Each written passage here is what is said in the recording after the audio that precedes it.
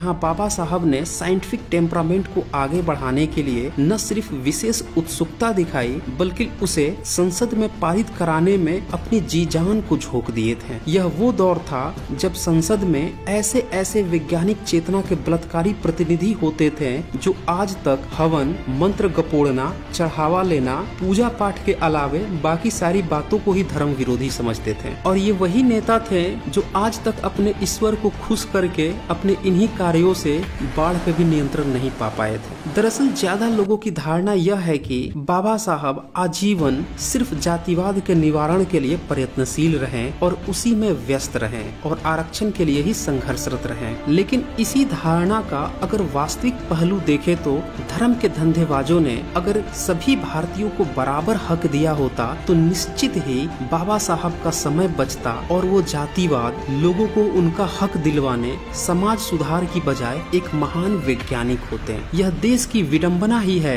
कि एक वैज्ञानिक को अपनी नौकरी छोड़कर समाज सुधार में उतरना पड़ा। DS4 बामसेफ VSP का गठन करके सामाजिक व राजनीतिक आंदोलन खड़ा करना पड़ा जिसे दुनिया आज मान्यवर काशीराम के नाम से जानती है। वे DRDO के वैज्ञानिक थे। अगर उन्हें भी पग पग पे जाति सूचक शब्दों, सामाजिक विषमता का सामना न करना पड़ता तो एक और प्रतिभा DRDO में बनी रहती और संभवतः रक्षा अनुसंधान के क्षेत्र से एक और महान वैज्ञानिक भारत को मिलता। लेकिन सवाल यह है कि भारत में बड़े आविष्कार क्यों नहीं होते? भारत के वैज्ञानिक भारत में रहकर कोई ऐसा अनुसंधान क्यों नहीं कर पाते हैं कि वे नोबेल पुरस्कार या इस तरह के वर्ल्ड लेवल का कोई पुरस्कार के हकदार हों? दरअसल यहाँ पे कदम कदम पे प्रतिभाओं को जातीय, सांप्रदायिक, भाषाई, क्षेत्रीय भेदभावों का सामना करना पड़ता है। जो प्रतिभा यहाँ वैज्ञानिक हो सकती थी उस प्रतिभा को भी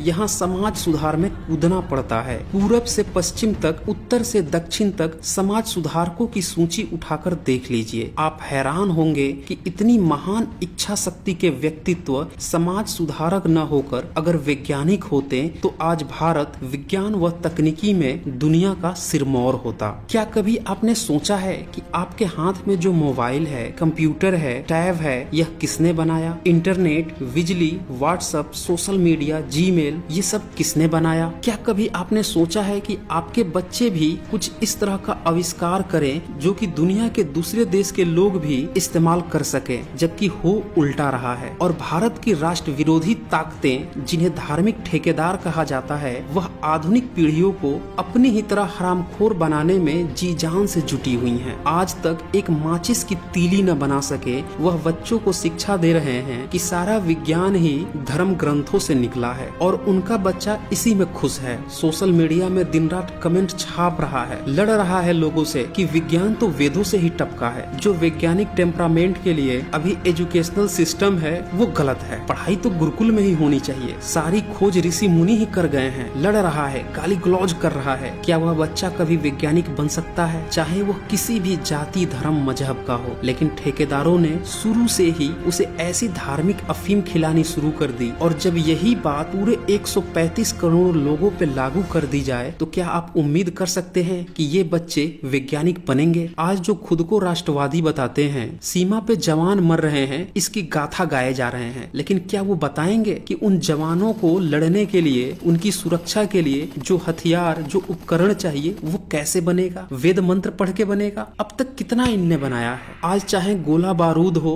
बंदूक हो, फाइटर जेट हो या लड़ाई के कोई भी उपकरण, इसके लिए हम विदेशों पे निर्भर हैं। जरा सोचिए, अगर वही विदेशी आपके देश में घुस आए तो आपके पास अपने को बचाने के लिए क्या हथियार होंगे? जिन्हें यही बात समझ में नहीं आ रही कि मंत्र गपोड़ने, पूजा पाठ करने, नमाज पढ़ने, प्रेयर करने ये निजी प्रैक्टिसेस हैं। इसका किसी भी ईश्वर अल्लाह गॉड से कुछ भी लेना देना नहीं। जिन्हें यह छोटी बात भी नहीं समझ में आ रही कि ईश्वर अल्लाह गॉड को मानना ही अपने आप में अंधविश्वास है। क्या आप उनसे साइंटिफिक टेम्परामेंट और उन्हें वैज्ञानिक बनने की उम्मीद कर सकते हैं? आज भारत की लड़कियां जो पढ़ लिख रही हैं उन्हें ये तक नहीं पता कि भारत में 19वीं सदी में पहली बार लड़कियों को पढ़ने लिखने का अधिकार मिला और पहली पढ़ी लिखी महिला सावित्रीबाई फूले और फातिमा शेख थी, जिनका इन्हीं धार्मिक ठेकेदारों ने जमकर विरोध किया था। लेकिन जब आप यूरोप, US और अन्य देशों में देखते हैं तो वहाँ के छात्रों को, वहाँ के लोगों को पग पग पर जातीय, वर्णीय या धार्मिक कपोड़लीला का शिकार होना नहीं पड़ता। यही कारण है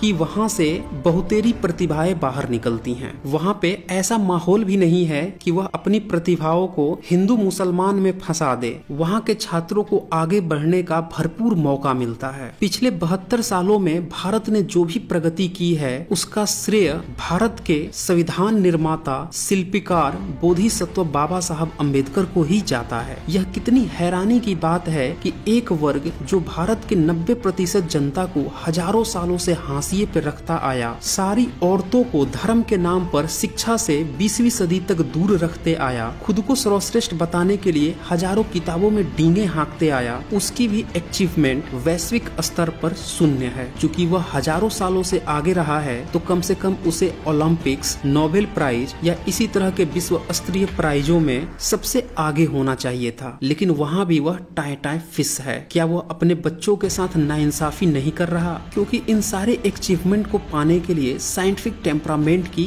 जरूरत होती है और वह उसी की ही हत्या कर देता है। यह कितनी हास्यप्रद बात है जिस सम्यक संस्कृति ने भारत को नालंदा, तक्षशिला, विक्रमशिला जैसे 70 से ज्यादा विश्व स्तरीय विश्वविद्यालय दिए, जिसके कारण भारत विश्व गुरु कहलाता था, उसी संस्कृति की हत्या करके भारतीयों को अनपढ़, अशिक्षित, नीच बनाकर गुलाम बनवा दिया गया। और यही वो लोग थे जो बाबा साहब के राष्ट्र निर्माण के सपनों की हत्या में जी जान से जुटे रहे हैं। नतीजा यह है, अब तक जितने भी नोबेल प्राइज मिले, चाहे वो 1930 का डॉक्टर चंद्रशेखर वेंकट रमन का हो, 1960 में डॉक्टर हरगोविंद खुराना का हो, 1983 में सुब्रमण्यम चंद्रशेखर का हो या 2009 में वेंकट रमन राधा कृष्णन, टेक्निकल क्षेत्रों में यह नोबेल प्राइज कभी भी इनको भारत रहते हुए नहीं मिला। यहाँ तक कि अर्थशास्त्र के नोबेल पुरस्कार विजेता अभिजीत बनर्जी और अमर्त्य सेन भी भारत में रहते हुए यह पुरस्कार नहीं पा सके। ये सभी